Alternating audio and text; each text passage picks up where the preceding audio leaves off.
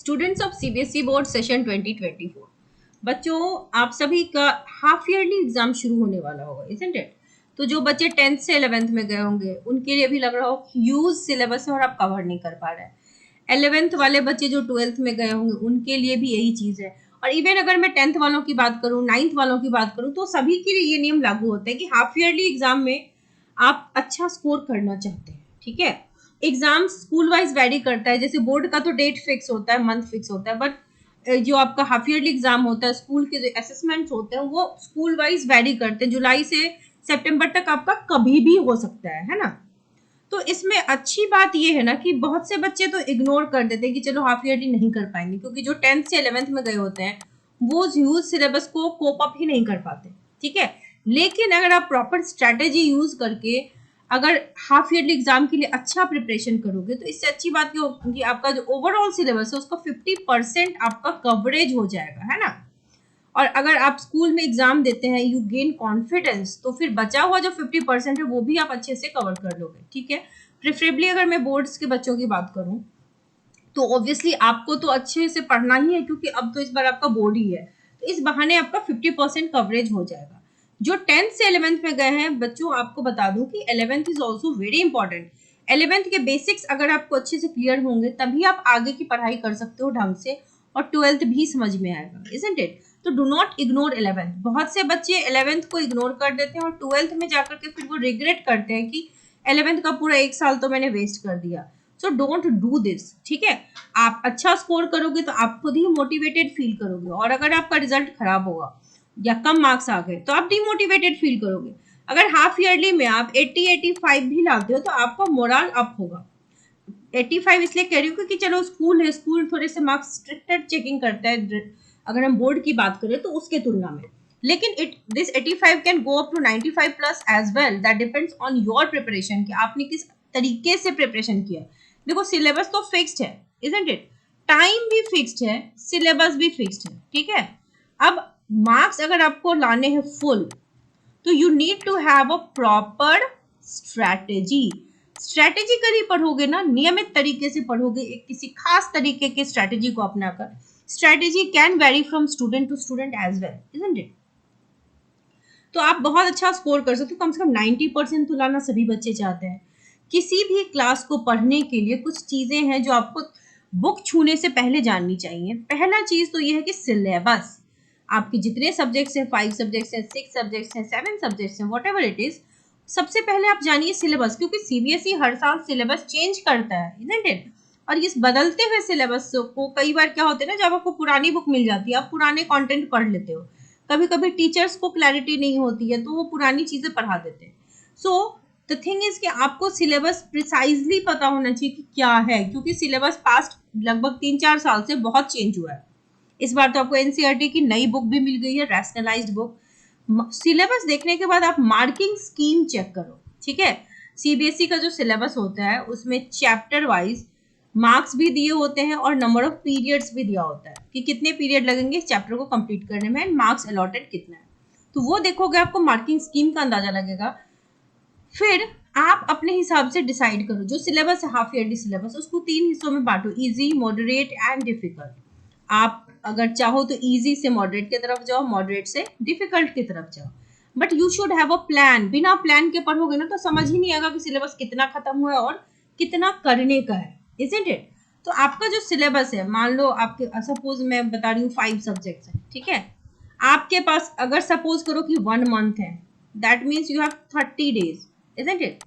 30 days है 5 subjects को complete करने में। ठीक है, अब जो सिलेबस है आपका, ये 5 सब्जेक्ट है, 30 दिन, आप एक रूटीन बनाओ कि आप कैसे कंप्लीट करोगे weekly. Let us take it as 4 weeks. तो अगर आप 4 वीक देखो तो आपको 5 सब्जेक्ट है, 4 वीक है, यानी कि एक वीक में आपको एक से ज्यादा चैप्टर कंप्लीट करने पड़ेंगे। ठीक है, तो लेट अस से कि 1.5 अगर चैप्टर्स आप हर सब्जेक्ट के कंप्लीट करो। आपको पूरा का पूरा बुक तो करना नहीं है, सभी में सर्टेन चैप्टर्स होंगे, तो आप अपने सिलेबस को उस हिसाब से डिवाइड करो, तो 5 बुक आपका कंप्लीट हो जाएगा विद इन द सिलेबस, यानी कि जो हाफ सिलेबस है 5 सब्जेक्ट का वो आपको इन 4 वीक्स में कंप्लीट करना है। तो वीकली आपको क्या करना है, आपका जो वीक है वीकली टारगेट बनाओ, सिलेबस को 4 हिस्सों में बांट दो, 5 सब्जेक्ट के सिलेबस के 4 हिस्से कर दीजिए आप। ठीक है, जो मान लो आपके फर्स्ट सब्जेक्ट है, सेकंड सब्जेक्ट है, थर्ड है, फोर्थ है, फिफ्थ है, ठीक है। मान लेते हैं हम इसमें 5 चैप्टर्स है, इसमें भी 5 चैप्टर्स है, इसमें भी 5 है, इसमें भी 5 है, इसमें भी 5 है। हर वीक आपको पांचों सब्जेक्ट का, मान लो फर्स्ट वीक है, इन पांचों सब्जेक्ट के 1.5 चैप्टर्स आपको कंप्लीट करना है। अगर 4 चैप्टर्स है तो 1 चैप्टर कंप्लीट करना है। तो 1.5 चैप्टर्स एक वीक में कंप्लीट करने के बाद वीक के एंड में आप क्या करोगे, रिवीजन करोगे, ठीक है। फिर जो सेकेंड वीक स्टार्ट होगा उसमें अगला 1.5 चैप्टर्स पर सब्जेक्ट आप कंप्लीट करोगे। फिर इसी तरीके से जब आप एंड वीक में आओगे, थर्ड वीक जाते जाते आपका लगभग सिलेबस कंप्लीट हो जाएगा। फिर लास्ट वीक में जो कुछ दिन बचेंगे उसमें टोटल रिवीजन करना है and you will see the output, ठीक है। कुछ और इंपॉर्टेंट चीजें बता दूं, क्योंकि आपको सिर्फ एक सब्जेक्ट नहीं पढ़ना, 5-6 सब्जेक्ट पढ़ना है। तो स्टडी करने का सबसे पहला रूल होता है कि जिसको हम कहते हैं 2 hours rule. This is very important, क्योंकि आप अगर सिटिंग हैबिट जो होती है ना, अगर आपकी सिटिंग हैबिट बिल्कुल नहीं है तो आधे घंटे की बनाओ, आधे घंटे को बढ़ाओ 45 मिनट्स, 45 से 60 मिनट, 60 से आप ले जाओ उसको 1.5 घंटे, 1.5 घंटे से 2 घंटे तक लेके जाओ, ठीक है। 2 घंटा मैक्सिमम है, इतने में आप बोर हो जाओगे। 2 घंटे से ज्यादा अगर पढ़ोगे तो दिमाग काम भी नहीं करता है। तो 2 घंटे से ज्यादा नहीं पढ़ना है एक स्ट्रेच में, ठीक है। अगर आप 2 घंटे में बहुत ज्यादा बोर हो जाते हो तो 1-1 घंटे का भी स्ट्रेच बना सकते हो, डिपेंडिंग ऑन कि आपकी सिटिंग हैबिट कितनी है, ठीक है। और जो आप पढ़ते हैं ना, नोट सिर्फ रीड आउट मत कीजिए, यू शुड राइट ऑल्सो। कई बार बच्चों को नॉलेज होती है but they don't know how to write properly. उस वजह से क्या होता है ना, वो एक्सप्रेस नहीं कर पाते अपने आप को और उनके नंबर उस हिसाब से नहीं आते हैं जिस हिसाब से आने चाहिए। कई बार आपने देखा होगा कि ऐसे स्टूडेंट जो क्लास में, स्कूल में 95 प्लस ला रहे थे, बोर्ड में जाकर के 86 ले आए। वो ऐसा क्यों होता है? क्योंकि जो फॉर्मेट है सीबीएसई का उसको वो फॉलो नहीं करते और परसेंटेज ड्रॉप हो जाती है। तो आपको रीडिंग एंड राइटिंग हैबिट दोनों होनी चाहिए। You should have a notes. आपके पास या तो खुद का हैंड रिटन नोट्स है तो वो तो बेस्ट होता है, नहीं तो आप कहीं तो पढ़ते होंगे, किसी भी टीचर से, स्कूल के टीचर से, किसी कोचिंग में, कहीं भी, वेरेवर, तो वहां पे भी नोट्स अगर आपको टीचर का दिया हुआ है तो आपके पास नोट्स होना चाहिए, ठीक है। So don't just read. आप ना, जैसे कई बच्चे क्वेश्चन रीड करने में बहुत टाइम लगाते हैं, तो जैसे रीड करते हो प्रॉपरली रीड तो करो, रीड करते हैं हम अंडरलाइन भी करते हैं की पॉइंट्स, और अपने स्पीड को आप इंक्रीज भी करो। कि अगर मान लो एक क्वेश्चन है, न्यूमेरिकल है, जिसको सॉल्व करने में पहली बार मुझे 2 मिनट लगा, अगली बार मुझे कम से कम 1.5 मिनट में बन जाना चाहिए। तो टाइम रिड्यूस होना चाहिए, यानी कि स्पीड बढ़नी चाहिए। और अगर मुझे 5 सब्जेक्ट्स हर दिन पढ़ने हैं तो मुझे सब्जेक्ट के बिटवीन स्विच भी करना पड़ेगा, है ना। पहला सब्जेक्ट पढ़ा, जितना पढ़ पाए, फिर ब्रेक ले लिया, फिर दूसरा सब्जेक्ट पढ़ा, फिर तीसरा पढ़ा, फिर चौथा पढ़ा, फिर पांचवा पढ़ा। तो हर दिन आप अलग अलग सब्जेक्ट पढ़ेंगे ना, सब्जेक्ट जो स्विच होगा उससे आपकी बोरियत भी नहीं होगी और इक्वली हर सब्जेक्ट आपका कंप्लीट भी होगा, है ना। उसके बाद जैसे मान लो आपने सब्जेक्ट चेंज करके सुबह से रात तक में पांचों सब्जेक्ट कर लिए, जो 5 मेन सब्जेक्ट होते हैं, ठीक है। डेली बेसिस पे जो टारगेट हम पहले मंथली बेसिस टारगेट करते हैं, मंथली को वीकली और वीकली में डेली पढ़ाते हैं कि आज मुझे क्या क्या करना है, ठीक है। वीक में भी 7 दिन है। सो अब वीकली टारगेट्स आपके जैसे निपटते हैं, तो वीक में जैसे आज आपने पूरा याद किया, अगले मॉर्निंग एक रिवीजन दे दीजिए सारे सब्जेक्ट्स की, ठीक है। रिवीजन देने से क्या होगा ना कि आप जो याद करोगे वो भूलोगे नहीं। फिर कल मॉर्निंग उठोगे तो पहले 2 दिन जो पढ़े थे उसको रिवाइज करते हैं। ऐसे अगर आप वीक एंड तक जाओगे तो आपको बाय हार्ट हो जाएगा सब कुछ, ठीक है।